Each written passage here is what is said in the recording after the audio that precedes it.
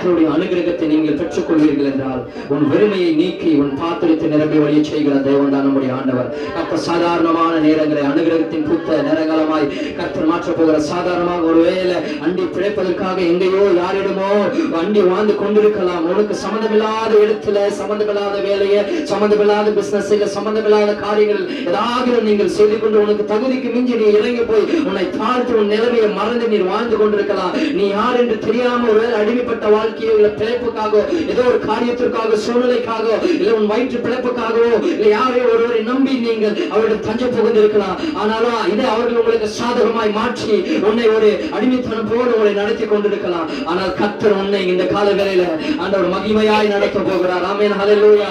தொடர்ந்து நம்ம சங்கீதம் 23:5 என் சத்துருக்களுக்கு முன்பாக ஒரு பந்தி ஆயத்தப்படுத்தி என் தலையை எண்ணெயினால் அபிஷேகம் பண்ணுகிறேன், என் பாத்திரம் நிரம்பி வழியும். சொல்லுங்க, என் பாத்திரம் நிரம்பி வழியும். மை கப் ரன்னத் ஓவர் என்ற ஆகமம் 33வது அதிகாரம் 11வது வசனத்தை நம்ம வாசிக்க போகிறோம்.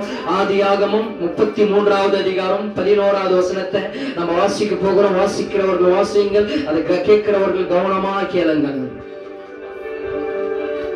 அனுகிரகம் செய்திருக்கிறார், தேவன் எனக்கு அனுகிரகம் செய்திருக்கிறார், வேண்டியதெல்லாம் எனக்கு உண்டு, வேண்டியதெல்லாம் எனக்கு உண்டு, ஆகையால்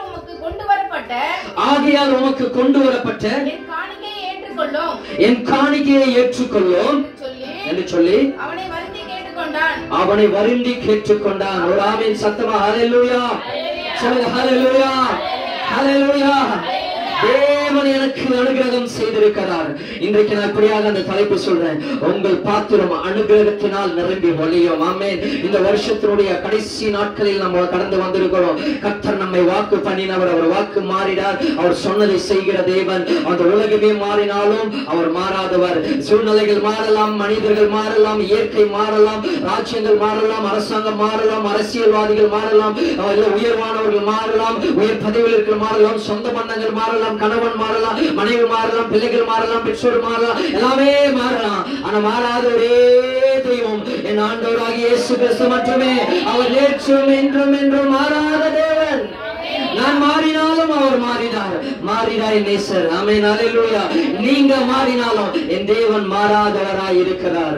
அவர் நேற்றும் இன்றும் என்று மாறாத தேவன் தான். அவர் இந்த வருஷத்துடைய கடைசி நாட்கள் நாம் வந்திருக்கிறோம். கர்த்தர் நம்மை நடத்த வேண்டிய விதங்களில் நடத்துவார். நான் சுவாசிக்கிறேன், இப்படியாக செபிக்கிறேன், இப்படியாக அறிக்கை செய்கிறேன். கர்த்தர் இந்த கடைசி நாட்களில் அனுகிரகமாய் நம்மை நடத்துவார். நம்ம ஊழியத்தில் அனுகிரகமாய் நடத்துவார். குடும்பங்களில் அனுகிரகமாய் நடத்துவார். வேலையில் அனுகிரகத்தை பார்ப்பீங்க, உங்கள் பிசினஸ் அனுகிரகத்தை பார்ப்பீங்க, உங்க பிள்ளைகளுடைய வாழ்க்கையில் அனுகிரகத்தை பார்ப்பீங்க, கணவனுடைய காரியங்களில் அனுகிரகத்தை பார்ப்பீங்க. எல்லா வித காரியங்களில் அனுகிரகத்தை கர்த்தர் உங்கள் வாழ்க்கையில் பொழிந்தருள பண்ண போகிறார். என் பாத்திரம் அனுகிரகத்தினால் நிரம்பி வழியும். My cup runneth over with grace or favor. அனுகிரகம்னா கிருபை என்று சொல்லலாம், இல்ல தயவு என்று சொல்லலாம், இரக்கம் என்று சொல்லலாம், இல்ல gift, அதோட ஈவு என்று சொல்லலாம். கர்த்தருடைய அனுகிரகத்தை நீங்கள் பார்ப்பீர்கள், அவருடைய இரக்கத்தை காண்பீங்க, அவருடைய மகத்துவத்தை பார்ப்பீங்க, அவருடைய அனுகிரகத்தை பார்ப்பீங்க, அவருடைய தயவை பார்ப்பீங்க, அவருடைய மகிமையை பார்ப்பீங்க. கர்த்தர் உங்களுடைய வாழ்க்கையில அவர் அனுகிரகமாய் நடத்துவார். விசுவாசிக்கிற மட்டும் சத்தமா ஒரு ஆமென் சொல்லலாமா? நான் கடந்த வாரம் ஒரு இடத்துல சொன்னேன், ரேமா வார்த்தையாய் நான் சொல்லுகிறேன். ரேமா என்றால் கர்த்தர் பேசின ஒரு வார்த்தை, தீர்க்க தரிசனமான ஆண்டவர் பேசப்பட்டு உழைக்கப்பட்ட ஒரு வார்த்தை. அந்த வார்த்தை என்னுடையது என்று நீங்கள் பெற்றுக்கொள்ளும் போது, அதை ரிசீவ் பண்ணும்போது, ஆமென் என்று சொல்லும்போது அது உன்னுடையதாக ஆகும். ஆமென், ஹல்லேலூயா. நீங்கள் சொல்ல பேசப்படுகிற உழைக்கப்படுகிற எல்லா வார்த்தைகளும் தேவன் பேசின வார்த்தைகள். கர்த்தருடைய தீர்க்க தரிசனால் உழைக்கப்பட்ட வார்த்தைகளை நாங்கள் பேசும் பொழுது நீங்கள் அதை பெற்றுக்கொள்ளும் போது என்னுடையது என்று. ஆமென், ஹல்லேலூயா. ரேமா வார்த்தையிலே ரேமா என்னுடையது என்று நீங்கள் பெற்றுக்கொள்வீர்கள் என்றால் இந்த வார்த்தை உங்களுடைய வாழ்க்கையில இன்றைக்கு உங்களுடையதாய் மாறும். ஆமென், ஹல்லேலூயா. சொல்லுங்க, இந்த வார்த்தை உன்னுடையது. இன்னைக்கு சொல்றேன், இந்த வார்த்தை எனக்கு தான். பக்கத்துல சொல்லுங்க, இந்த வார்த்தை என்னுடையது. கர்த்தர் எனக்கு என்று பேசி இருக்கிறார். இது இந்த வார்த்தைக்கு சொந்தக்காரர், எஜமான நான் என்று நீங்கள் சத்தமாய் சொல்லும் பொழுது கர்த்தர் இன்னைக்கு இந்த வார்த்தை உங்களுடைய மாற்றுவார். ஒருவேளை நீங்கள் இன்றைக்கு சாப்பாட்டுக்கு வழி இல்லாம, இல்ல சந்தோஷத்துக்கு வழி இல்லாம, நிம்மதிக்கு வழி இல்லாம, இல்ல சுகத்திற்கு வழி இல்லாம, ஒரு தாழ்மையில, ஒரு ஏழ்மையான நிலையில, ஒரு தள்ளப்பட்ட நிலையில இன்னைக்கு நீங்க வாழ்ந்து கொண்டிருப்பீர்கள் என்றால் கர்த்தர் உங்களை பூத்து குலுங்குகிற மகத்துவத்தின் மகிமையின் நாட்களாய் கர்த்தர் இந்த நாட்களில் உங்களை நிமிர பண்ண போகிறார், உங்களை நடத்த போகிறார். ஆமென், ஹல்லேலூயா. யாக்கோபு இப்படியாக சொல்கிறார், தேவன் எனக்கு அனுகிரகம் செய்திருக்கிறார். சொல்லுங்க, தேவன் எனக்கு அனுகிரகம் செய்திருக்கிறார், வேண்டியதெல்லாம் எனக்கு உண்டு. ஆமென், ஹல்லேலூயா. கர்த்தர் வேண்டியதெல்லாம் உனக்கு கொடுப்பார், உனக்கு வேண்டியதெல்லாம் நான் உனக்கு தருவேன். ஹல்லேலூயா. உனக்கு வேண்டியதெல்லாம் நான் உனக்கு தருவேன். உங்கள் வாழ்க்கையில் கர்த்தர் செய்ய வேண்டியதை கர்த்தர் நடத்துவார். கர்த்தருடைய அனுகிரகத்தை நீங்கள் பெற்றுக் கொள்வீர்கள் என்றால் உன் வெறுமையை நீக்கி உன் பாத்திரத்தை நிரம்பி வழிய செய்வார். கர்த்தர் சாதாரணமான நேரங்களை அனுகிரகப்பட்ட நேரங்களாய் கர்த்தர் மாற்றுவார். ஒருவேளை சாதாரணமா நீங்கள் போயிட்டு இருக்கலாம், ஒரு வேலையை சாதாரணமா செஞ்சிட்டு இருக்கலாம், எங்க ஒரு இடத்துல சாதாரணமா ஒரு மூலையில் இருக்கலாம். ஆனா கர்த்தருடைய அனுகிரகம் ஒரு மேல் வந்துச்சுன்னா அது பூத்து குலுங்குகிற மகத்துவமான நாட்களாய் கர்த்தர் உங்களை மாற்றுவார். ஆமென், ஹல்லேலூயா. நான் இன்னைக்கு இப்படியாக சொல்றேன், சாதாரணமாக அண்டி பிழைப்பதற்காக எங்கேயோ அல்லது யாரிடமோ அண்டி வாழ்ந்து கொண்டிருக்கலாம். ஆமென். உனக்கு சம்பந்தமில்லாத ஒரு வேலை நீங்கள் செய்து கொண்டிருக்கலாம், இல்ல சம்பந்தமில்லாத ஒரு ஊழியத்தை நீங்கள் செய்து கொண்டிருக்கலாம், இல்ல சம்பந்தமில்லாத ஒரு பிசினஸ் செய்து கொண்டிருக்கலாம், இல்ல சம்பந்தமில்லாத ஒரு இடத்துல வாழ்ந்து கொண்டிருக்கலாம், இல்ல சம்பந்தமில்லாத ஒரு மக்களிடத்தில் இருக்கலாம், இல்ல சம்பந்தமில்லாத ஒரு காரியத்தில் தேவன் உங்களை ஈடுபடுத்திருக்கலாம். எனக்கு சம்பந்தமே இல்லை என்று நினைக்கலாம். அநேக நேரம் நினைச்சிருப்பீங்க, உங்கள் தகுதிக்கு மிஞ்சி நீங்க இறங்கி போய் உன்னை தாழ்த்தி உன் நிலைமையை மறந்து நீங்க ஒரு வேலை வாழும் போதும் உங்களை அசட்டு பண்ணலாம், உங்களை ஏளனப்படுத்தலாம், உங்களை அவமானப்படுத்தலாம், இன்னொன்னு தள்ளலாம். நீ எந்த அளவுக்கு தாழ்ந்து போறியோ அந்த அளவுக்கு உன்னை தள்ளிட்டே இருக்கலாம், எந்த அளவுக்கு நீ இறங்கி போறியோ அந்த அளவுக்கு உன்னை நீ உங்களை அவமானப்படுத்திக் கொண்டே இருக்கலாம். நீ யார் என்று தெரியாம அடிமை வாழ்க்கையை நீங்கள் வாழ்ந்து கொண்டிருக்கலாம். அது ஏதோ ஒரு காரியத்திற்காக வாழ்ந்து கொண்டிருக்கலாம், ஒரு பிழைப்பு வயிற்று பிழைப்புக்காகவோ இல்ல ஏதோ ஒரு காரியத்திற்காகவோ இல்ல குடும்பத்துக்காகவோ இல்ல குடும்ப சூழ்நிலைக்காகவோ இல்ல பிள்ளைகளுக்காகவோ இல்ல கணவனுக்காகவோ இல்ல மனைவிக்காகவோ ஏதோ ஒரு வாழ்க்கையில ஏதோ ஒரு நெருக்கடி அங்க இடத்துல நீங்கள் வாழ்ந்து கொண்டிருக்கும் போது அவங்க இதை உங்களுக்கு சாதகமாய் அதை பயன்படுத்தி கொண்டு உன்னை ஒரு அடிமை போல ஒரு வேலைக்காரனை போல தனக்கு கீழே நீ வாழணும் என்று உன்னை மட்டுப்படுத்தி உன்னை ஒரு தரைமட்டமாக்கி உனக்கு கீழே அவர்கள் உன்னை நடத்தி கொண்டிருக்கலாம், உன் சூழ்நிலைகளை அவர்கள் சாதகமாக்கி கொண்டிருக்கலாம். ஆமென், ஹல்லேலூயா. சொல்லுங்க, அந்த நிலையில கர்த்தருடைய அனுகிரகத்தை நீங்கள் பெற்றுக்கொண்ட உன்னை கர்த்தர் வெளியே கொண்டு வரும்போது அந்த இடத்திலிருந்து அந்த சூழ்நிலையிலிருந்து கர்த்தர் உங்களை வெளியே கொண்டு வரும்போது சாதாரணமான உன்னை கர்த்தர் அசாதாரணமான அனுகிரகத்தின் நேரமாய் உங்கள் நேரங்களை கர்த்தர் மாற்றுவார். ஆமென், ஹல்லேலூயா. வாசிக்கலாம். ஆதியாகமம் 27வது அதிகாரம் 43 44 வரைக்கும் வாசிக்கலாம். ஆதியாகமம் 27வது அதிகாரம் 43வது வசனம். ஆகையால் என் மகனே, நான் சொல்வதை கேட்டு எழுந்து புறப்பட்டு ஆரோனில் இருக்கிற என் சகோதரனாகிய லாபான் இடத்திற்கு ஓடி போய்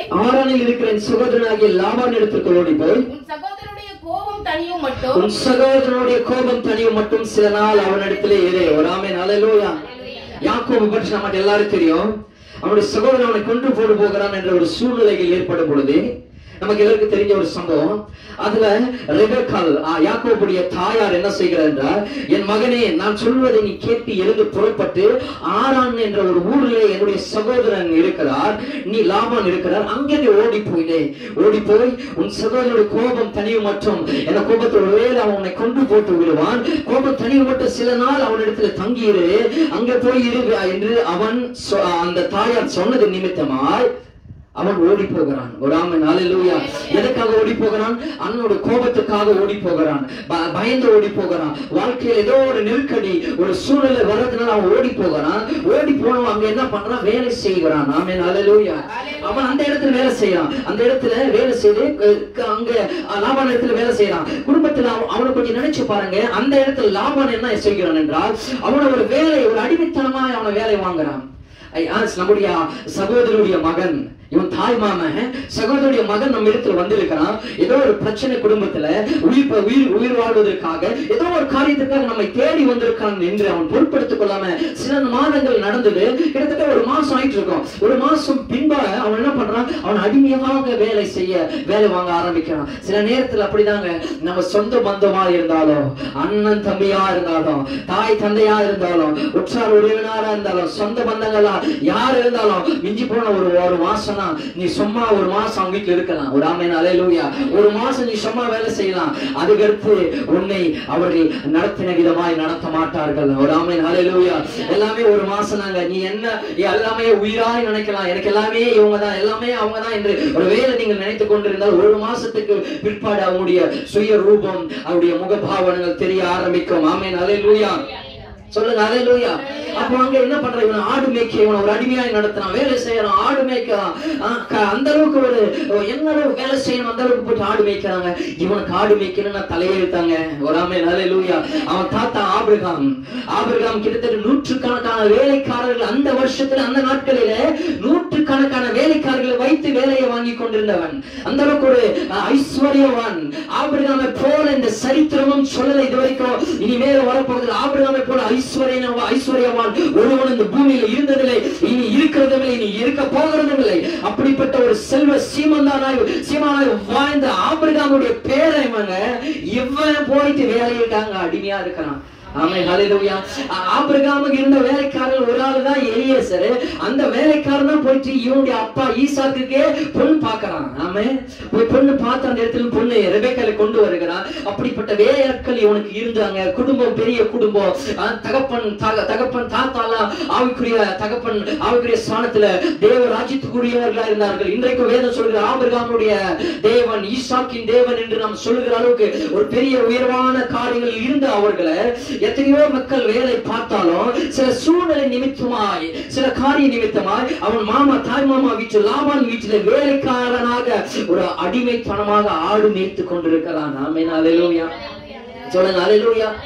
இவன் லாபான் மாமா என்ன நினைச்சிட்டாரு, இவன் வேலைக்காரனா நினைச்சிட்டாரு. இவனுடைய தன்னை தாழ்த்தி வேற வழி இல்லை, அம்மா சொன்னாங்க என்ற ஒரு காரியத்திற்காக சில வார்த்தையின் நிமித்தமாக அவன் அங்க மறைந்திருக்கணும். நம்ம செய்கிற வேலையை உண்மையா செய்ய வேண்டும் என்ற அந்த வேலையை செய்யும் போது இவனை எந்த அளவுக்கு அடிமையாய் ட்ரீட் பண்ணுமோ அந்த அளவுக்கு அடிமையா இவனை ட்ரீட் பண்ண ஆரம்பித்தார்கள். ஆமென் அல்லேலூயா. 7 வருஷம் வேலை செய்யறான். 7 வருஷம் எவ்வளவு நாளுங்க? 7 வருஷம் நாய் மாறி உழைக்கிறான், கஷ்டப்படுறான். அந்த அளவுக்கு உழைத்து ஆடுகளை மேய்த்து ஆடுகளின் கூட்டத்தையே பெருசா மாற்றுகிறான். அந்த இடத்திலேயே ஆரானில ஒரு பெரிய ஆடுகளின் மந்தைக்கு தகப்பனாய் லாபான் வருகிற அளவுக்கு இவன் உழைக்கிறான், வேலை செய்கிறான், இரவும் பகலும் பாரம்பரிய வேலை செய்கிறான். ஒருவேளை ஆடுக்கு ஒரு அடிப்பட்ட உடனே எங்க இருந்தாலும் ஓடி அதுக்கு எண்ணெய் பூசி அது காயங்களை கட்டி அதுக்கு ஆற வைத்து அது தன் தோள் மேல சுமந்து கொண்டு வந்து அது மருந்து போட்டு அதை ஆற்றி அதை தேற்றி அரவணைத்து அதுக்கு ஓயாமல் அதுக்கு போஷித்து இப்படியாக ஒரு ஜீவனம் வீழ்ந்து போகாதபடிக்கு உண்மையும் உத்தமமாய் அவன் வேலையை செய்து கொண்டிருக்கிறான். ஆமென் அல்லேலூயா. 7 வருஷம் கழிச்சு அவன் மாமா கிட்ட கேட்கிறான். மாமா சொல்ற என்ன வேணும் கேளுன்னு சொல்லும் போது அவன் சொல்றான், எனக்கு ஒரு பெண்ணை எனக்கு திருமணம் பண்ணி கொடுங்க அப்படின்னு சொல்லிட்டு அவன் ராகேல கேட்கிறான். ராகேல் எனக்காக திருமணம் செய்து கொடுங்கள் என்று அவன் கேட்கும் பொழுது இவன் சொன்ன மாமா என்ன சொன்னா, சரி தருகிறேன் என்று சொல்லிட்டு எல்லாம் திருமணம் எல்லாம் முடிஞ்சிட்டு பிறகு அவன் நைட்டு எல்லாம் முடிஞ்சிட்டு பிறகு காலையில எழுந்து பார்க்கறான். எழுந்து பார்த்தா அவன் ராகேல் இல்ல, லேயாள். ஆமென் அல்லேலூயா.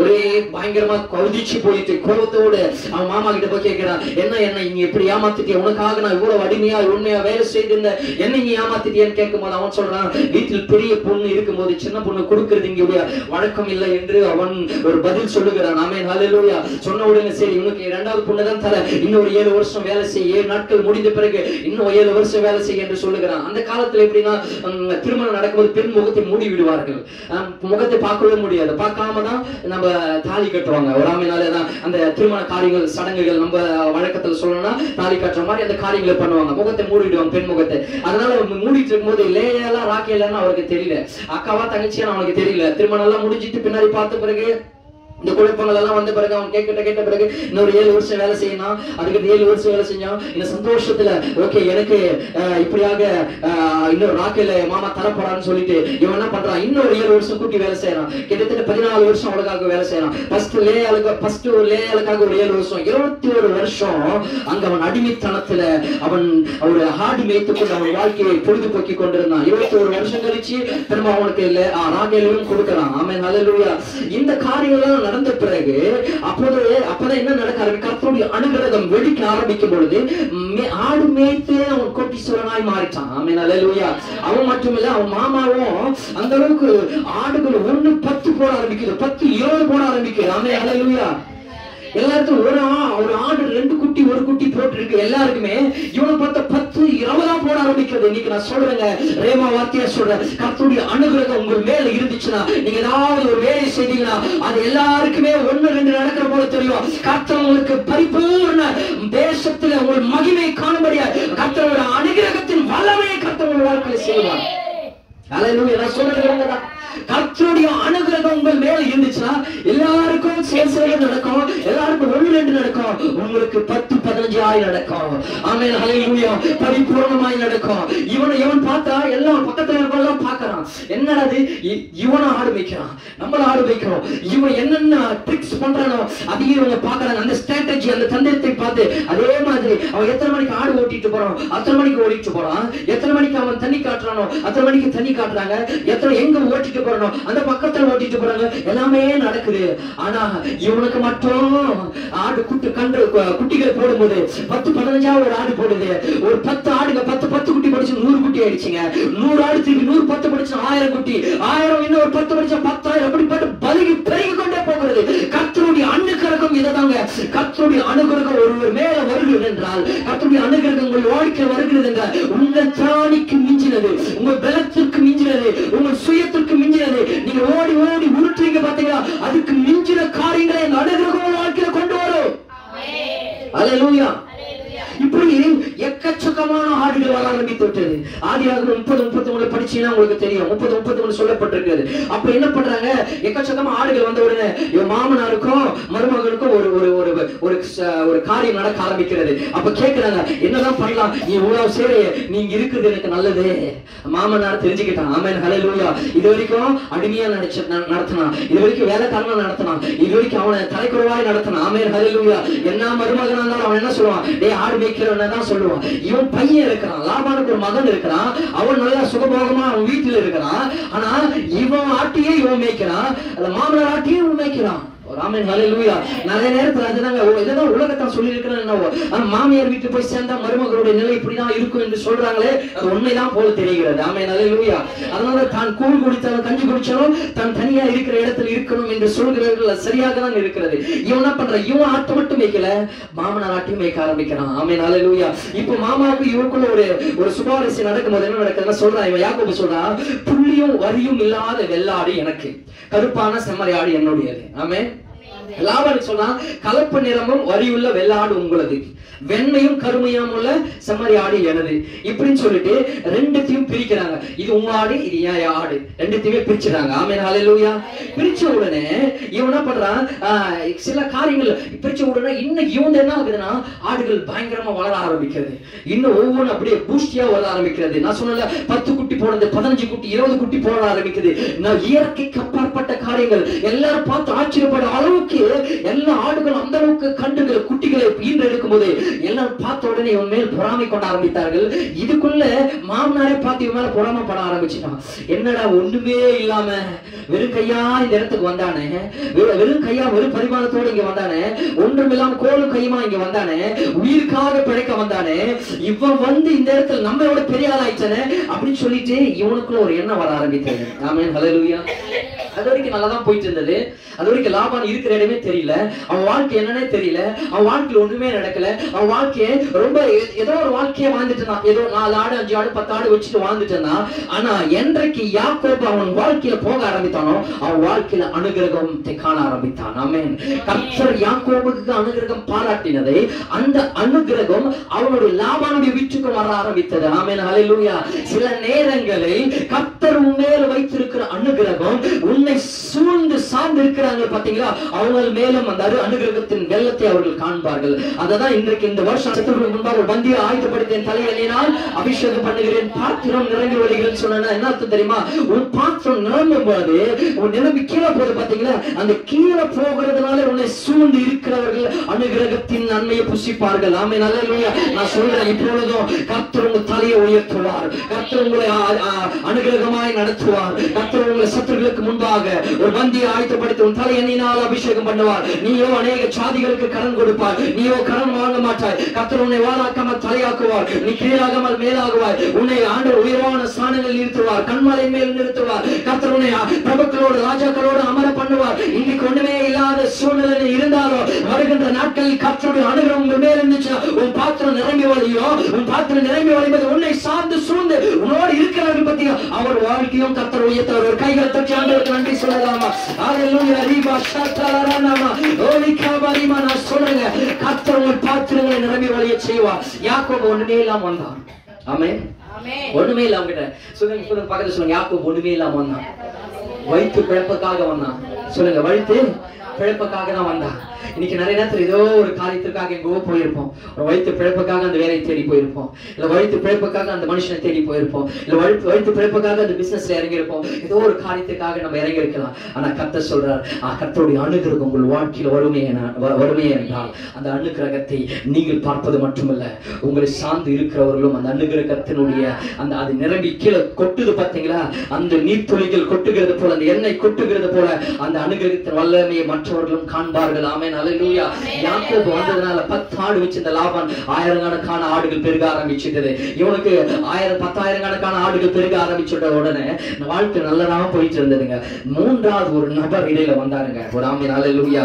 நல்லா போயிட்டு இருந்ததுங்க. லாபானுக்கு நல்லா போயிட்டு இருக்கிறது, யாக்கோபுக்கு நல்லா போயிட்டு இருக்கிறது. யாக்கோபு அங்க செட்டில் அவன். ஆமென். அல்லேலூயா.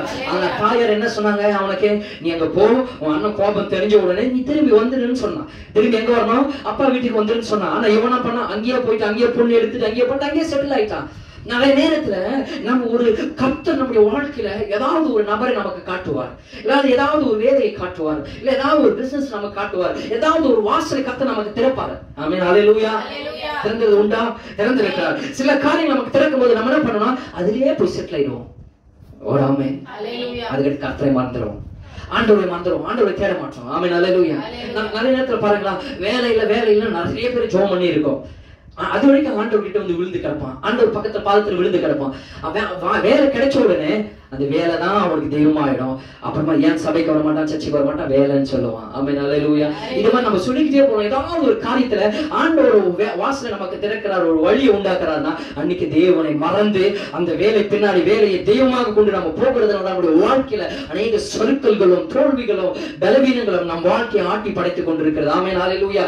எந்த சூழ்நிலையிலும் ஆண்டவரை தான் நம்பி சார்ந்து வாழ்ந்து இருக்கிற ஜனங்கள் பாக்கியவான்களா இருக்கிறார்கள். ஆமென். அல்லேலூயா. இவங்க போனாங்க வயிற்று பிழைப்புக்காக, அண்ணன் கொன்று போறான்றதால உயிர் பிச்சைக்காக அங்க போனான். ஆனா திரும்ப என்ன பண்ணிருக்கணும்? தகப்பனுடைய தேசத்திற்கு அவன் திரும்பி வந்திருக்கணும், ஆண்டவர்கிட்ட திரும்பி வந்திருக்கணும். அவன் வராம அங்கேயே இருந்தான். ஆனாலும் கர்த்தர் அவனை ஆசீர்வதிக்கிறாரு. கர்த்தர் அவனை எல்லையை புரிதாக்குகிறாரு. அவன் கையின் பிரயாசங்களை கர்த்தர் ஆசீர்வதிச்சு அவனை மாற்றும் போது மூன்றாவது ஒரு நபரை கர்த்தர் அனுப்புகிறார். ஆமென். நான் இப்படியாவது சொல்லுவேன். ஆமென். மூன்றாவது ஒரு நபரை கர்த்தர் தான் அனுப்பிச்சார். கர்த்தர் அனுப்பலனா அவன் அது வரைக்கும் அங்கேயே தான் இருந்திருப்பான். ஆமென். அல்லேலூயா. 21 வருஷமா வராத திருப்பி எங்க வர போறாங்க? அங்கே இப்ப குழந்தைங்க அடிச்சு பிள்ளைகள் ஆயிடுச்சு, அங்கேயே வேலைக்காரன் சம்பாதிச்சுட்டு எல்லாமே சம்பாதிச்சுட்டு நல்ல வசதியா ராஜா போல வந்துட்டு இருக்கான். அவன் ஏங்க திரும்ப பழைய ஊருக்கு வர போறான், சொந்தத்துக்கு வர போறான். ஒரு ஆமென். அல்லேலூயா. இப்படி நடக்கும்போது மூன்றாவது நபர் யாருன்னா லாபானுடைய மகன், அவனுடைய மாமா பையன். அவன் மச்சான். அவன் ஹல்லேலூயா. மூன்றாவது நபர் அவன் வந்ததுனால அங்கதான் களம் சூடு பிடிக்க ஆரம்பிக்கிறார். அங்கதான் ஒரு ட்விஸ்ட் நடக்குது. என்னன்னா அங்க உடனே அங்கிருந்து அவன் என்ன பண்றானா, வந்த உடனே அவன் என்ன சொல்றானா, எங்கள் தகப்பனுடைய என் அப்பா லாபானுடைய யாவையும் யாக்கோபு ஏமாத்தி வாழ்ந்துட்டான். நான் சொல்றது கரெக்டா கவனிக்கணும், புரியுறவங்க. ஆமென். அல்லேலூயா. எங்கள் தகப்பனுடைய யாவையும் யாக்கோபு எடுத்துக்கொண்டான், ஏமாத்தி அதை எடுத்துக்கொண்டான். என் தகப்பனுடைய பொருளினால செல்வத்தினாலதான் இந்த அளவுக்கு இவன் உயர்வா இருக்கிறான்னு அவன் எல்லாருக்கிட்ட பேச ஆரம்பிச்சான். தண்டாரம் போட ஆரம்பிச்சான், எல்லாருக்கிட்ட சொல்ல ஆரம்பிச்சான். யாக்கோபு கிட்ட சொல்ல ஆரம்பிச்சான், மனைவி கிட்ட சொல்ல ஆரம்பிச்சான். மனைவி அவங்க அக்கா தானே, அக்கா கிட்ட சொல்ல ஆரம்பிச்சு, அக்கா கிட்ட எல்லாருக்கிட்ட சொல்ல ஆரம்பிச்சான். ஏன் அப்பா சொத்துல தானடா நீ வாயிற, அவன் போட்ட பிச்சைனால தானே நீ வாழ்ந்துட்டு இருக்கிற, அவனால தானே நீ இவ்வளவு செல்வ சீமந்தனா இருக்கிற, என் அப்பா கண்டிலனா நீ வந்த மாதிரி பிச்சை எடுத்துட்டு வேலைக்காரனா இருந்திருக்கணும்னு சொல்லிட்டு இதெல்லாம் அவன் சொல்ல ஆரம்பிக்கும் போது யாக்கோபுக்கு கோபம் வர ஆரம்பிக்கிறது. ஆமென். அல்லேலூயா. அதுக்கடுத்து அவன் என்ன பண்றான்? உடனே அங்கிருந்து கிளம்பி தன் தகப்பனாகிய தேசத்திற்கு புறப்பட்டு போக வேண்டும் என்று அவன் புறப்படுகிறான். ஆமென். அல்லேலூயா. அவன் ஆட்டு மந்தியை பிரித்துக் கொண்டு புறப்படுகிறான். அவன் சொல்லிட்டேங்களா, மூன்றாவது நபர் வராத வரைக்கும் அவனுக்கு பிரச்சனை இல்லை. 21 வருஷம் பிரச்சனை இல்லை. மூன்றாவது நபர் வராத வரைக்கும் அவனுக்கு அனுகிரகமும் இல்லை. ஒரு ஆமென் அல்லேலூயா. உங்கள் வாழ்க்கையில எங்கோ ஒரு இடத்துல ஆண்டவர் கனெக்ட் பண்றாருன்னா அதுதான் ஆண்டவர் கனெக்ட் பண்றாரு, கரெக்ட் இல்லைன்னு சொல்லல. ஆண்டவர் தான் நம்ம அந்த இடத்துல கனெக்ட் பண்றாரு. ஆனா அந்த கனெக்ட் பண்ணதுனால அந்த கனெக்ட் பண்ணவரை மறந்துட்டு இந்த கனெக்ஷனை நம்ம என்ன பண்றோம், இதுதான் தெய்வமா நம்ம பார்க்கிறோம். நான் சொல்றது விளங்குதா, புரியுதா?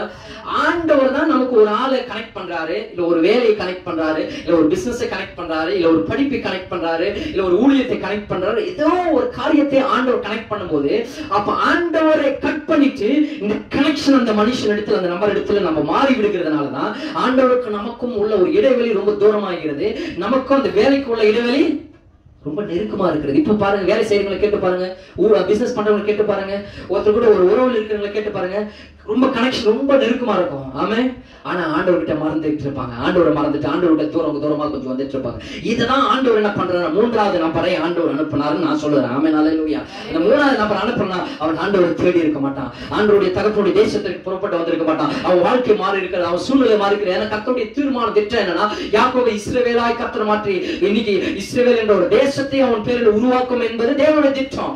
ஆனா அவன் அந்த ஆறானையே இருந்திருந்தானா அவன் வாழ்க்கை அப்படி மாற முடியாது. மூணாவது நபர் வந்ததுனால பிரச்சனை வந்தது, அதனோடு கூட கர்த்தர் அனுகிரகத்தையும் கொண்டு வந்தார். ஆமென் ஹல்லேலூயா. இப்ப நான் சொல்றேன், ஒருவரோடு கூட ஒரு 14 வருஷம் நீங்க ஐக்கியத்தில் இருக்கிறீங்க, இல்ல 21 வருஷம் ஐக்கியத்தில் இருக்கிறேன், இப்ப அவர்கிட்ட நான் பிரிந்து வந்துட்டேன், இல்ல ஏதோ ஒரு பிரிவினை ஏற்பட்டது, இல்ல ஏதோ ஒரு விரிசல் ஏற்பட்டது, ஏதோ அந்த மூணாவது நபர் வந்ததுதான் அந்த பிரிவினை ஏற்பட்டது, அந்த நபர் வந்ததுனால அந்த விரிசல் ஏற்பட்டது, அந்த நபர் வந்ததுனால தான் என் பிசினஸ்ல ஒரு கொலாப்ஸ் ஆனது, அந்த நபர் வந்ததுதான் ஏதோ ஒரு சர்க்கிள் ஆனது என்று நீங்கள் ஒரு வேலை சிந்தித்துக் கொண்டிருப்பீங்கன்னா, பயத்தோடு கலக்கத்தோடு சில சலப்புகள் வருகிறது என்று நீங்கள் ரொம்ப வேதனையோடு நீ இருக்கிறீங்க. கர்த்தர் உங்களை பார்த்து சொல்றார், உங்கள் வாழ்க்கையின் சரித்திரத்தை கர்த்தர் மாற்ற போகிறார்.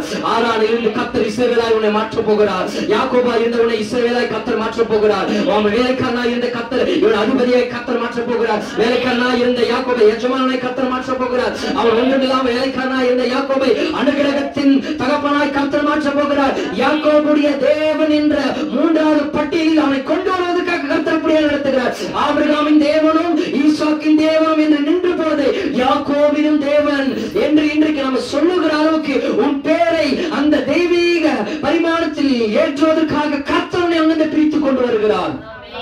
ஹல்லேலூயா. பைபிள் வேதம் தெளிவாய் சொல்றது, அன்றியும் அவருடைய தீர்மானத்தின்படி அழைக்கப்பட்டவர்களாய் தேவனிடத்தில் அன்பு கூறுகிறவர்களுக்கு சகலமும் நன்மைக்கு எதுவாக நடக்கும். ஆமென் அல்லேலூயா. இன்னைக்கு நான் உங்களை பார்த்துட்டு காலையில் சொல்றேன், இதெல்லாம் பார்த்து கலங்கிட்டு வேதனையோடு டிப்ரெஷன் மன அழுத்தத்தோடு நீங்க வாழாதீங்க. ஒரு ஆமென் அல்லேலூயா. ஏன் இந்த பிரிவினை வந்தது, ஏன் இந்த விரிசல் வந்தது? ஒண்ணு இல்ல, நான் கர்த்தருக்குள் சரியா இருக்கிறேன், நான் எந்த தவறும் செய்யவில்லை, நான் எந்த காரியத்தையும் செய்யவில்லை, நான் தேவனோடு கூட ஐக்கியத்தில் இருக்கிறேன். ஏதோ சம்பந்தம் இல்லாம இந்த பிரிவினைகள், இந்த விரிசல்கள், இந்த தோல்விகள், இந்த சறுக்கல்கள், இந்த பிசினஸ் இறக்கங்கள் என் வாழ்க்கையில இல்ல, சில நேரத்தில் என் வேலை கழட்டுட்டான், வேலை தளத்துல இருந்து இல்ல என் குடும்பத்திலிருந்து ஏதோ ஒரு பிரச்சனை பிரிவினைகள் இதெல்லாம் நடக்குது என்று நீங்கள் கலங்கி கொண்டிருந்தீங்கன்னா நீங்க சொல்ல வேண்டிய காரியம் என்ன தெரியுமா? கர்த்தர் என்னை அனுகிரகமாய் நடத்த போகிறார். கர்த்தர் என்னை அனுகிரகமாய் நடத்த போகிறார். முடிவில் நீங்க சொல்லுவீங்க யாக்கோபை போல, தேவன் எனக்கு அனுகிரகம் செய்திருக்கிறார், வேண்டியதெல்லாம் எனக்கு உண்டு என்று கர்த்தர் அப்படியாய் மாற்ற போகிறார். அன்பானவர்கள், இந்த காலையில உங்களை பார்த்து சொல்றேன், கர்த்தருடைய அனுகிரகம் உங்கள் மேல வந்துச்சுனாவே உங்களை கர்த்தர் புத்து குலுங்க வைப்பார். குப்பையா இருக்கிறவங்க எடுத்து கோபுரத்தில் அமர பண்ணுவார். நடக்காததெல்லாம் நடக்கும். உன் வாழ்க்கை இதுவரைக்கும் நடந்த காரியங்களை கர்த்தர் நடத்துவார். அந்த நேரத்துல நீங்க இந்த குழப்பங்கள், போராட்டங்கள், மன டிப்ரெஷன் வரும்போது நீங்க செய்ய வேண்டிய காரியங்கள், 2 காரியங்களை, தீர்மானங்களை நம்ம எடுப்போம். ஆமென் அல்லேலூயா. ஒண்ணு வந்து எப்படி இருப்போம், டெம்பரரியான டிசிஷன், தற்காலிகமான ஒரு தீர்மானத்தை எடுப்போம். இரண்டாவது எட்டர்னல் டிசிஷன், நித்திய அல்லது நிரந்தர தீர்மானத்தை எடுப்போம். ஆமென். லூக்கா 10வது அதிகாரம் 38 41 வரைக்கும் நம்ம படிச்சோம் என்றால், லூக்கா 10வது அதிகாரத்துல 38 41 வரைக்கும் நம்ம பற்பல வேலைகளை குறித்து கவலையா இருந்தால், ஆமென் ஹல்லேலூயா. அந்த சம்பவம் நமக்கு தெரிஞ்ச சம்பவம் தான். அங்க லாசரு, மார்த்தாள், மரியாள் 3 பேர் இருக்கிறாங்க ஒரு கிராமத்துல. ஆமென் ஹல்லேலூயா. அந்த இடத்துல லாசரு, மார்த்தாள், மரியாள் 3 பேர் இருக்கிறாங்க. இயேசு கிறிஸ்து அந்த வழியாய் அவர் போகிறார். இயேசு கிறிஸ்து அந்த வழியா போகும்போது அந்த கிராமத்துக்குள்ள பிரவேசிக்கும் பொழுது மார்த்தாள் மரியாள் அவரை தன் வீட்டிலே ஏற்றுக்கொள்கிறார்கள். ஆமென், ஹல்லேலூயா. அநேக நேரத்தில் ஆண்டவர் அங்கே இங்குமாய் இருக்கிறார். ஆமென், ஹல்லேலூயா. நீங்கள் ஆண்டவரை ஏற்றுக்கொண்டீர்கள் என்றால் உங்கள் வீட்டுக்குள் அவர் வருவார். வெளிப்படுத்தல் 3:18 அப்படியே சொல்லுது, தேவன் ஆண்டவர் இதோ வாசற்படி நின்று தட்டுகிறேன், ஒருவன் என் சத்தத்தை கேட்டு கதவை திறந்தால் நான் அவனோடு பிரவேசித்து போஜனம் பண்ணுவேன், அவனும் என்னோடு போஜனம் பண்ணுவான் என்று வேதம் சொல்கிறது. நீங்கள் எப்பொழுதெல்லாம் ஆண்டவரை ஏற்றுக்கொள்கிறீர்களோ, ஆண்டவரை கூப்பிடுறீங்களோ, உங்கள் குடும்பத்திலே, உங்கள் உள்ளத்திலே, உங்கள் வேலையில, உங்கள் பிள்ளைகளுடைய காரியத்திலே அவர்களை அக்செப்ட் பண்ணி ஏற்றுக்கொள்கிறீர்களோ, அப்பொழுது உங்கள் குடும்பத்திலே கர்த்தர் வருவார். ஆமென், ஹல்லேலூயா. நான் சொல்றேன், அது இந்துவா இருந்தாலும், முஸ்லிமா இருந்தாலும், கிறிஸ்துவா இருந்தாலும், எந்த ஜாதி மதம் கோத்திரம் யாரா இருந்தாலும், இயேசுவை நீங்கள் ஏற்றுக்கொள்ளும் பொழுது அவர் உங்களுக்குள்ள அவர் பிரவேசிப்பார். மார்த்தாள் மரியாள் லாசர் என்ன பண்ணாங்க? இயேசுவை ஏற்றுக்கொண்டதனால அவர் அந்த குடும்பத்திற்குள்ள போனார். ஆமென், ஹல்லேலூயா. அங்க சில காரியங்கள் நடக்கிறது. இயேசு திடீரென்று வந்து விட்டார் என்றதனால மார்த்தாள் என்ன பண்றா? பற்பல வேலைகள் குறித்து கவலையா இருக்கிறா, வேதனையா இருக்கிறா. என்ன தெரியுமா அவர் கவலை? ஆண்டவர் வந்திருக்கிறாரே, ஆண்டவருக்கு ஏதாவது சாப்பாடு, கறி, மீன், முட்டை, ஏதாவது மீன் ஏதாவது செய்யணும். ஆமென், ஹல்லேலூயா. அவருக்கு ரொட்டி செய்யணும், ரொட்டி உருட்டணும், இதை பண்ணணும், அதை பண்ணணும்னு ரொம்ப பரபரப்பா இருக்கிறா. ஆமென், ஹல்லேலூயா. மரியாள் என்ன பண்றாருன்னா, ஆண்டவர் உட்கார்ந்துட்டு இருக்கிறாரு. ஆண்டவர் உட்கார்ந்துட்டுனா ஆண்டவர் இங்கே உட்காருங்கன்னு சொல்லிட்டு இவன் போயிட்டு நிறைய வேலையை செஞ்சுட்டு இருக்கிறார். ஆண்டவர் தனியா உட்கார்ந்துட்டு, ஐயோ பாவம் போல தனியா உட்கார்ந்துட்டு இருக்கிறாரு. ஆமென், ஆமென், ஹல்லேலூயா. நிறைய நேரங்கள் நம்ம அப்படிதான் பண்றோம். ஆண்டவர் நமக்காக வந்து உட்கார்ந்து இருப்பாரு. நம்ம சபையில சரி, குடும்ப ஜபத்துல சரி, நமக்காக உட்கார்ந்து இருப்பாரு. அந்த நேரத்துல நம்ம இந்த வேலை செய்யணும், அந்த வேலை செய்யணும், இதை பண்ணணும், அதை பண்ணணும், அங்கங்க ஓடிட்டு இருப்போம். அவர் தனிமையா உட்கார்ந்துட்டு இருப்பாரு. ஆமென், ஹல்லேலூயா. இன்னைக்கு நிறைய பேர் இன்னைக்கு நம்ம வரல சபைக்குன்னா காரணம் ஆண்டவர் வந்து உட்கார்ந்து இருக்கிறாரு. ஆனா இதுக்காக அதுக்காக ஏதோ ஒண்ணுக்காக ஓடிட்டு இருக்கிறாங்க. ஒரு ஆமென், ஹல்லேலூயா சொல்லுங்க, ஹல்லேலூயா. இவரை மாத்த என்ன பண்றா? அவ வந்து ஆண்டவருக்காக தான் சமைக்க போறா. ஆனா ஆண்டவர் தனியா உட்கார்ந்துட்டு இருக்கிறா. மரியாள் என்ன பண்ணா? நேரம் வந்து அவர் பாதத்துல விழுந்துட்டா. ஆண்டவருடைய பாதத்துல விழுந்துட்டு அவர் சொல்றா, ஆண்டவரே நீங்க சொல்லுங்க, நான் கேட்கிறேன். இந்த தன்னை விட்டு எடுபடாத நல்ல பங்கை தெரிந்து கொண்டார். ஆமென், ஹல்லேலூயா. ஆண்டவர் சொல்ற வார்த்தையை கேட்க ஆரம்பிச்சா, ஆண்டவர் சொல்ற வசனங்களை கேட்க ஆரம்பித்தா, ஆண்டவர் சொல்ற ஆலோசனைகளை கேட்க ஆரம்பித்தாள், ஆண்டவர் சொல்ற காரியங்களை கேட்க ஆரம்பித்தாள், ஆண்டவரோடு கூட பாட ஆரம்பித்தாள், துதிக்க ஆரம்பித்தாள், ஆண்டவருடைய பிரசனத்தை உணர ஆரம்பித்தாள், ஆண்டவருடைய பாதத்தை பற்றி கொள்ள ஆரம்பித்தாள். ஆமென், ஹல்லேலூயா. அவள் இந்த மார்த்தாள் என்ன பண்ணா? இதை செய்யணும், அதை செய்யணும், பிரச்சனையோடு போராடி கொண்டிருக்கிறா. இதுல ரெண்டு காரியங்கள். உடனே மார்த்தாள் இப்ப என்ன பண்றான்னா, இந்த மரியாள் இந்த பிரச்சனை எல்லாம் அமைதியாக கர்த்தருடைய பாதத்துல வைத்துட்டு ஆண்டவர் கிட்ட வந்து உட்கார்ந்துட்டான். ஆமென், ஹல்லேலூயா. மரியாதைக்கு தெரியும், பைபிள் படிச்சிருக்கிற ஆண்டோட வார்த்தை சொல்லுது, 5000 புருஷர்களுக்கு 5 அப்பம் 2 மீன் ஆண்டவர் கொடுத்தவர். 5 அப்பம் 2 மீன் 5000 பேருக்கு போஷித்தவர். கிட்டத்தட்ட 30,000 பேர் சரித்திரம் சொல்லுது. பிள்ளைகள் எல்லாம் சேர்த்த 30,000 பேருக்கு 5 அப்பம் 2 மீன் ஆண்டவர் போஷித்தாருன்னா, இங்கே இருக்கிற 3-4 பேர் வந்திருக்கிற சீசர்கள் ஒரு 10 பேர் 12 பேருக்கு இதெல்லாம் ஆண்டவரால் போஷிக்க முடியாதா? ஆண்டவருக்கு என்னைக்கு வேணாலும் சாப்பாடு போட்டுக்கலாம், செஞ்சுக்கலாம். ஆண்டவருடைய பாதத்தில் காத்திருப்பது எவ்வளவு பெரிய பாக்கியம், அவருடைய சமூகத்தில் காத்திருப்பது எவ்வளவு பெரிய பாக்கியம், அவருடைய வார்த்தை கேட்பது எவ்வளவு பெரிய பாக்கியம் என்று ஆண்டவர் சமூகத்தில் உட்கார்ந்துட்டான். ஆமென், ஹல்லேலூயா. மார்த்தாள் ஆண்டவரே மறந்துட்டு, ஆண்டவருக்காக இதை செய்யணும், ஆண்டவருக்காக அதை செய்யணும், ஆண்டவருக்காக இதை பண்றேன், ஆண்டவருக்காக ரொட்டி உருட்டுறேன், ஆண்டவருக்காக கஷ்டப்படுறேன்னு சொல்லிட்டு கஷ்டப்பட்டு ஆண்டவர் சொல்ற, ஆண்டவரே நான் தனியா வேலை செய்யறேனே, உங்களுக்கு அது கவலை இல்லையா அப்படின்னு சொல்லி கவலைப்பட ஆரம்பிக்கிறா. ஆமென், ஹல்லேலூயா. என்னுடைய தங்கச்சி என் கூட வந்து ஹெல்ப் பண்ணி சொல்லி நீங்க சொல்லலாம்ல, நான் மட்டும் கஷ்டப்படுறேன், உங்களுக்கு கவலை இல்லையா? நிறைய நேரத்தில் அப்படிதான். இதை பண்றதுக்கு சம்மந்தம் இல்லாம நம்ம வீட்டுல பண்ணுவோம். எனக்காக ஹெல்ப் பண்றதுக்கு யாரும் இல்லை, நான் மட்டும் தான் கஷ்டப்படுறேன், நான் மட்டும் தான் சாப்பாடு செய்யறேன், நான் மட்டும் தான் சாப்பாடு தொலைக்கிறேன், நான் மட்டும் தான் இதை பண்றேன், அதை பண்றேன். நிறைய நேரத்துல நான் மட்டும் தான் செய்யறேன்னு கவலையோடு வேதனையோடு முழுமுழுத்திட்டே இருக்கிற கூட்டம் ஒரு கூட்டம். ஒரு ஆமென், ஹல்லேலூயா. இன்னொரு கூட்டம் சைலண்டா. இன்னைக்கு ஆண்டவர் நான் சொன்ன 2 தீர்மானம். ஒண்ணு வந்து தற்காலிக தீர்வு. இவன் தான் நினைச்சிட்டா தற்காலிகமா ஒரு தீர்வு எடுத்துட்டான். என்ன தீர்வுனா, தற்காலிகம் என்னன்னா, ஆண்டவருக்கு இப்பயே நான் செஞ்சுதான் போடணும் அப்படின்னு எடுத்துட்டான். ஆனா மரியாள் என்ன பண்ணாருன்னா, இல்ல தற்காலிகமான தீர்வு தேவையில்லை, எனக்கு ஒருவேளை ஆண்டவருக்கு நான் சாப்பாடு இப்ப போடலாம் பரவாயில்ல, அவர்கிட்ட இருந்து நான் சாப்பாடு வாங்கி கொள்ள வேண்டும், அவர்கிட்ட இருந்து ஆகாரத்தை வாங்கி கொள்ள வேண்டும், அவர்கிட்ட இருந்து பிரசனத்தை வாங்கி கொள்ள வேண்டும் என்று அவர் அமைதியாக ஆண்டவர் சமூகத்தில் நித்திய ஜீவனுக்கான நித்திய நிரந்தரமான ஒரு தீர்வை காத்துக் கொண்டிருக்கிறார். ஏன்னா மரித்தவர்கள் உயிரோடு எழுப்புகிற தெய்வம் வந்திருக்கிறது. அவரை இந்த டைம் விட்டுட்டு வேற சான்ஸ் இல்ல, அவரை பற்றி கொள்ளணும், அவரை நான் வாங்கிக்கணும்னு சொல்லிட்டு அவ உட்காந்துட்டா. அவ பின்னாடி இருக்கிற காரியத்தை பாக்குறா. ஆனா மார்த்தாளோ அந்த நேரத்துல நிறைய பேரு டெம்பரரியான டிசிஷன் எடுக்கிறதுனால தான் சிலர் போட்டு உடனே என்ன பண்ணாங்க, டெம்பரரி தற்காலிகமாக முடிவு எடுக்கிறதுனால தான் போய் தூங்கிடுறாங்க. ஆமா, ஹல்லேலூயா. நிறைய பேர் விஷம் குடிச்சு சாகுறாங்க. தூக்கு போட்டு தற்கொலை செஞ்சுக்கிறாங்க. ரயில்வே ட்ராக்ல போய் நிக்கிறாங்க. மண்ணெண்ணெய் கெரோசின் ஊத்திட்டு தன் மேல எரித்துக்கொள்ள தன்னை மாண்டு கொள்றாங்க. சிலர் குடும்பத்தை விட்டு பிரிந்து போறாங்க. சிலர் டைவர்ஸ் பண்றாங்க. சிலர் பிள்ளைகளை தூக்கி போடுறாங்க. இதெல்லாம் என்னன்னா தற்காலிகமான தீர்வு எடுக்கிறாங்க. அப்படி இருக்கிற வேதனை, கஷ்டங்கள், உபத்திரவங்கள், போராட்டத்தை பார்த்து தற்காலிகமா ஒரு தீர்வு எடுத்துறாங்க. ஆனா என்ன அழைத்த தேவன், அவர் வைத்திருக்கிற பரம அழைப்பின் பந்தய பொருள், அவர் வைத்திருக்கிற இலக்கு, கர்த்தர் என்னை இப்படியா நடத்த போறார் சொல்ற காரியத்தை நீங்க கொஞ்சம் திரும்பி பார்த்தீங்கன்னா அமைதியா இருப்பீங்க. ஆமென். அல்லேலூயா. சொல்லுங்க அல்லேலூயா. 3 காரியங்கள் நம்ம செய்ய வேண்டும். இந்த கஷ்டமான திடீரென்று நமக்கு கஷ்டம், போராட்டம், பிரச்சனை, உபத்திரம் நம்முடைய வாழ்க்கையில் வருதுன்னா ஒரு 3 காரியங்களை, 3 தீர்மானங்கள் நம்ம எடுத்துக்கொண்டோம் என்றால் நம்ம வாழ்க்கை சிறப்பாக இருக்கும். ஆமென். அல்லேலூயா. பிரச்சனை, கவலை, வேதனையோடு நம்ம போராடுகிறோம்னா நம்ம வாழ்க்கையில் ஒண்ணுமே நடக்காதுங்க. இது வரைக்கும் அந்த பிரச்சனையோடு, இது வரைக்கும் அந்த கணவனோடு போராடணும், ஏதாவது நடந்துச்சா? இது வரைக்கும் அந்த மனைவியோடு போராடி ஏதாவது நடந்துச்சா? இது வரைக்கும் அந்த பிள்ளைகளோடு போராடி ஏதாவது நடந்துச்சா? இது வரைக்கும் நான் உங்களோடு போராடி ஏதாவது நடந்துச்சா? சொல்லுங்க. இல்ல. ஆமென். அல்லேலூயா. இன்னைக்கு நம்ம போராடுறதுனால ஒண்ணும் நடக்க போறது இல்லை. நம்ம அல்லேலூயா. நீ போராடுறதுனால ஒண்ணும் நடக்க போறது இல்லை. செய்ய வேண்டிய 3 காரியங்கள் நான் சொல்றேன். அமைதியா. நம்பர் 1, வாழ்க்கையில போராட்டம், பிரச்சனை, கஷ்டங்கள் வரும் பொழுது அமைதியா இருக்க கற்றுக்கொள்ள வேண்டும். அல்லேலூயா. நான் சொல்றது புரியுதா? உங்கள் வாழ்க்கையில போராட்டம், பிரச்சனை, கஷ்டங்கள் வரும் பொழுது அமைதியா இருக்க கற்றுக்கொள்ள வேண்டும். சைலண்டா. என்ன பிரச்சனை, போராட்டங்கள் வந்தாலும் அமைதியா ஆண்டவருடைய சமூகத்துல போய் உட்கார்ந்துருங்க. மரியாதை போல ஆண்டவருடைய சமூகத்துல உட்கார்ந்துருங்க. மாத்தா கத்திட்டே இருக்கட்டும், பிரச்சனை பேசிக்கிட்டே இருக்கட்டும். உன்னை கத்துறவன், உன்னை தூஷிக்கிறவன், உன்னை அவமானப்படுத்துறவன், உன்னை ஏளனப்படுத்துறவன், உன்னை அசியப்படுத்துறவன், உன்னை என்ன பண்றான் நினைச்சுட்டே இருக்கட்டும். நீ அமைதியாக கர்த்தர் இடத்துல போய் காத்திருக்க கற்றுக்கொள்ளுங்க. ஆமென். அல்லேலூயா. சொல்லுங்க அல்லேலூயா.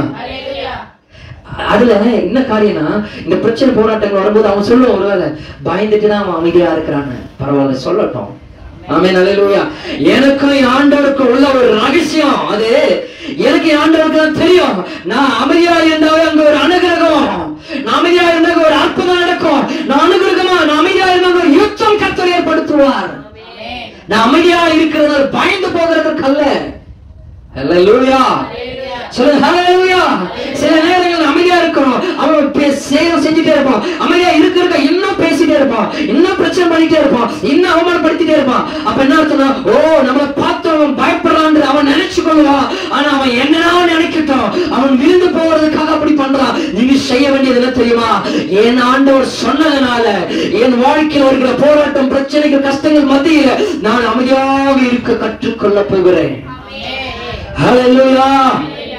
மரியாதை போல ஆண்டவர் சமூகத்துல உன்னை பற்றி தவறாய் பேசுகிறார்களா, உன்னை பற்றி அவமானப்படுத்துகிறார்கள், உன்னை பற்றி இல்லாத பட்டத்தை உனக்கு கொடுக்கிறார்கள், உன்னை புறம்பே பேசுகிறார்கள், உன்னை ஏளனப்படுத்துகிறார்களா, அமைதியாக கர்த்தருடைய சமூகத்தில் காற்றிருங்கள். நம்பர் 2, இரண்டாவது, உங்கள் வாழ்க்கையில் திடீரென ஏற்படுகிற கஷ்டத்தை நித்திய நோக்கத்தோடு கையாள வேண்டும். திடீரென ஒரு பிரச்சனை, போராட்டங்கள், கஷ்டங்கள் வருதுன்னா நித்திய நோக்கத்தோடு கையாளணும். நான் முதல்ல சொன்னால, ஏதோ ஒரு பிரச்சனை, போராட்டம். இன்னைக்கு திடீர்னு யாக்கோபுக்கு திடீரென்று அந்த போராட்டம், பிரச்சனை வந்தது. 3வது நபர் மச்சான் வந்ததுனால மாமனாருக்கு இவனுக்கு சண்டை, இவனுக்கு அவனுக்கு பிரிவு வந்தது. இந்த திடீரென பிரச்சனை வந்ததுனால அவன் சோர்ந்து போயிட்டு, அவங்க காலையிலே விழுந்துட்டு, சரணாயிடுஞ்சிட்டு, அங்கேயே இருந்துட்டு ஏதோ ஒன்று இருந்திருந்தா கடைசி வரைக்கும் அவன் வேலைக்காரனாய் அடிமையா தான் இருந்திருப்பான். கடைசி வரைக்கும் சொல்லியிருப்பாங்க, லாபானாலதான் இவன் பெரியாளானா என்று ஜனங்கள் சொல்லியிருப்பாங்க. ஆனா அவன் அதெல்லாம் தூக்கி உதிரை போட்டு கர்த்தர் வைத்திருக்கிற நித்திய நோக்கம் என்ன தெரியுமா? திரும்பவும் உன்னை தகப்பனுடைய தேசத்திற்கு நான் கொண்டு வந்து உன் பேரை பெருமைப்படுத்தி உன்னை ஜாதிகளுக்கு தகப்பனார் மாற்றி இஸ்ரவேல் தேசத்தினுடைய தகப்பனார் உன்னை நிறுத்துவேன் என்று கர்த்தர் சொன்னாரே. அந்த நித்திய வாக்குத்தத்தங்களை நினைவு கூர்ந்து அவன் திரும்பவும் அவன் தகப்பனிடத்துக்கு வர ஆரம்பித்தது. பவுல் இந்த காலை வேளையில என்ன பிரச்சனை, போராட்டம், நெருக்கம் வந்தால் நீங்க சொல்லணும், இல்ல ஆண்டவர் எனக்கு ஒரு நித்திய நோக்கம் வைத்திருக்கிறார், எனக்கு ஒரு எதிர்காலம் இருக்கிறது, என் ஊழியத்தில் ஒரு எதிர்காலம் இருக்கிறது, என் குடும்பத்திற்கு ஒரு எதிர்காலம் இருக்கிறது, என் பிள்ளைகளுக்கு ஒரு எதிர்காலம் இருக்கிறது, என் பேர பிள்ளைகளுக்கு ஒரு எதிர்காலம் இருக்கிறது, என் பிசினஸுக்கு ஒரு எதிர்காலம் இருக்கிறது, என் வேலைக்கு ஒரு எதிர்காலத்தை கர்த்தர் வைத்திருக்கிறார். அதை நித்திய நோக்கத்தோடு பார்க்கறதுனால நான் போய் கயிறு போட்டு தொங்க மாட்டேன். அவங்க கிட்ட போய் சண்டை போட்டுட்டு அவனோடு கூட பேசிட்டு நிக்க மாட்டேன். அவன் 4 வார்த்தை பேசுறான், 8 வார்த்தை பேச மாட்டேன். அவனோடு கூட போய் அசிங்கமா பேசிட்டு இருக்க மாட்டேன். அசிங்கமான இடத்துல எனக்கு என்ன வேலை? அசிங்கமா இருக்கிற இடத்துல நீ போன, நீ அசிங்கதாங்க. ஒரு சாக்கடை இருக்கிற சாக்கடையில இருந்து நீ சாக்கடை உன்னை ஒரு மாதிரி பேசுற, நீ போய் சாக்கடையில விழுந்த, நீ சாக்கடை தான். உன்னை பார்க்கறவங்க சொல்லுவோம், பரவாயில்ல சூப்பரா சொல்லுவான். சாக்கடை இருந்தா நீயும் சாக்கடை தான், அவனும் சாக்கடை தான். ஆமென், ஹல்லேலூயா. அவன் சாக்கடை இருக்கிற இடத்துக்கு நான் போக மாட்டேன். எனக்கு ஒரு நித்திய நோக்கம் இருக்கிறது. ஒரு நித்திய நோக்கத்தோடு நீங்கள் பிரயாணம் பண்ணும்போது தீர்மானத்தை எடுத்து நீங்க நினைக்கணும், அந்த இடத்துல நான் இல்லைன்னா காரணம் அந்த சாக்கடையோடு கூட நான் இருக்க மாட்டேன். கர்த்தர் எனக்கு பரிமள தைலத்தை வைத்திருக்கிறார், அதனால நான் பொறுமையோடு காத்திருக்கிறேன், என் தேவனை தேடுகிறேன் என்று நீங்க அந்த ஒரு எண்ணத்தோடு கர்த்தர் இடத்தில் நீங்க வர வேண்டும். ஆமென், ஹல்லேலூயா. புரியுதா நான் சொல்ல விளங்குதா? முதல்ல சொன்ன வாழ்க்கையில போராட்ட பிரச்சனை கஷ்டங்கள் வரும் பொழுது அமைதியாக இருக்க கற்றுக்கொள்ள வேண்டும். என்ன தெரியுமா? வாயை மூடிக்கிட்டு. ஹல்லேலூயா. ஒரு பாஸ்டர் அடிக்கடிக்கு சொல்லுவார், பிரச்சனை போராட்டம் வருதா, உபத்திரம் வருதா, வீட்டுல கணவனுக்குள்ள மனைவிக்குள்ளோ இல்ல எங்கோ வருதா, என்ன சொல்லுவானா, அந்த நேரத்துல வாய்க்குள்ள தண்ணி ஊத்திக்கிட்டு கொஞ்ச நேரம் வாயை மூடிட்டு 5 நிமிஷம் முழுங்கவும் கூடாது, துப்பவும் கூடாது, ஒரு 5 நிமிஷம் அப்படியே இருங்க. ஆமென். அவன் சண்டை போடுறவன் பேசும்போது என்ன ஆகும்? உன்னால என்ன பேசவும் முடியாது, வாயில தண்ணி இருக்கும். ஆமென். இந்த மாதிரி பிரச்சனை போராட்டம் அமைதியாக இருக்க கற்றுக்கொள்ளுங்க. நம்பர் 2 சொன்ன வாழ்க்கையில் திடீரென ஏற்படும் கஷ்டத்தை நித்திய நோக்கத்தோடு நீங்கள் கையாளும் போது கர்த்தருடைய அனுகிரகத்தை பார்ப்பீங்க. 3வது, வாழ்க்கையில் ஏற்படுகிற தோல்விகளை பார்த்து நீங்கள் கற்றுக்கொள்ளுங்கள். ஆமென். வாழ்க்கையில் ஏற்படுகிற தோல்விகளை பார்த்து கற்றுக்கொள்ளுங்க, அனுகிரகத்தை நீங்க காண்பீங்க. இந்த தோல்விகள் உங்களை அழிப்பதற்கல்ல. இந்த தோல்வியை நீங்க விழுந்துட்டீங்களா, அதுக்கடுத்து உடனே நீங்க எடுக்க வேண்டிய தீர்மானம் என்ன தெரியுமா? இந்த தோல்வியை பார்த்து நீங்கள் கற்றுக்கொள்ளணும். ஓ, இந்த தவறை நான் செய்திருக்கிறேன், இனி அந்த தவறை செய்யக்கூடாது, இதனால்தான் நான் தோற்று போயிருக்கிறேன் என்று நீங்கள் சரியாகும் போது அடுத்த அந்த தவறை நீங்க செய்ய மாட்டீங்க. ஆமென், ஹல்லேலூயா. உன் பின்னாடி வரவன் அந்த வேலையை செஞ்சுட்டு உனக்கு முன்னாடி வந்து நிற்கலாம். ஆனா அந்த தோல்வியில அவன் ஏதோ ஒரு லக்குலயோ இல்ல கிக்குலயோ ஏதோ ஒரு காரியத்துல அவன் வந்திருக்கலாம். ஆனா ஒரு முறை அவன் ஜெயிச்சிருக்கலாம். திரும்ப அந்த வேலையில அவன் தோற்று போகும்போது அவனால் கற்றுக்கொள்ள முடியாது. ஏன்னா அவன் தோர்ந்து போயிடுவான். நீ முதல்ல நீ தோல்வியா இருக்கிறதுனால, தோல்வி பாக்குறதுனால நீ கொஞ்சம் ஆராய ஆரம்பிப்ப, கொஞ்சம் சிந்திக்க ஆரம்பிப்ப, கொஞ்சம் படிக்க ஆரம்பிப்ப, கொஞ்சம் கற்றுக்கொள்ள ஆரம்பிக்கும் போது அந்த தோல்விகள் உங்கள் வாழ்க்கையை சரிப்படுத்தி மீண்டும் அந்த தோல்வி ஏன் வந்தது என்று நீங்கள் அதை சிந்தித்து ஆராயும் போது அந்த தோல்வி உங்கள் வாழ்க்கையில் ஏற்படாதபடிக்கு உங்களை நீங்கள் சரிப்படுத்திக் கொள்வீர்கள். ஆமென், ஹல்லேலூயா. சில நேரத்தில் ஏன் இப்போ நம்ம சொல்றோம், திடீர்னு போயிட்டு இருக்கோம், கீழே சறுக்கி விழுந்து அடிப்படுது, அப்ப யோசிக்க ஆரம்பிப்போம், ஏன் கீழே சறுக்கி விழுந்தேன், கொஞ்சம் யோசிக்க ஆரம்பிக்க மாட்டோம். சரி, நல்லா தான் நடந்து போயிட்டோம், எப்படி விழுந்தோம், ஒருவேளை நம்முடைய துணி சிக்கி கொண்டதா, இல்ல அங்க ஏதாவது சேறு இருந்ததா, இல்ல அங்க என்ன இருந்தது என்று நம்ம யோசிக்கும் பொழுது நமக்கு ஒரு ஆலோசனை வர ஆரம்பிக்கும். 2வது வழியா போகும்போது அங்க ஜாக்கிரதையா இருப்போம். ஆமே, அங்க ஒரு துணி சிக்கி கொண்டா துணி உசாரா பிடிச்சிட்டு போவோம். ஒருவேளை அங்க ஏதாவது ஒண்ணு இருந்து சறுக்கி விழுந்து அந்த இடம் அப்படிப்பட்ட இடம்னா அந்த இடத்துல பார்த்து நிதானமா கையாளுவோம். எத்தனை பேருக்கு என்னோட புரியுது? ஆமென், ஹல்லேலூயா. அப்ப தோல்விகள் உங்களை அழிப்பதற்கல்ல, கர்த்தர் மீண்டுமாய் அந்த தோல்வியை நீ சந்திக்காதபடிக்கு கர்த்தர் அந்த தோல்வியை உனக்கு அனுமதிக்கிறார். நான் சொன்ன ஒரு தோல்வியில் நீ விழுந்துச்சுன்னா மீண்டும் அந்த தோல்வியில விழாதபடிக்கு நீங்க கற்றுக்கொள்ளணும். மீண்டும் அதில் விழுறதில்ல, அதில் மீண்டும் விழாதபடி கற்றுக்கொள்ள வேண்டும். ஆமென், ஹல்லேலூயா. பில் கேட்ஸ் என்ற ஒரு பிசினஸ் மேக்னெட் அவர் சொல்ற காரியங்கள்லாம் ஏன் நம்முடைய வாழ்க்கையில சக்சஸ் வெற்றிகளை காண முடியவில்லை என்றால் 3 வருடங்கள் நம்ம பொறுமையாய் காத்திருக்க முடியவில்லை என்ற அர்த்தம்.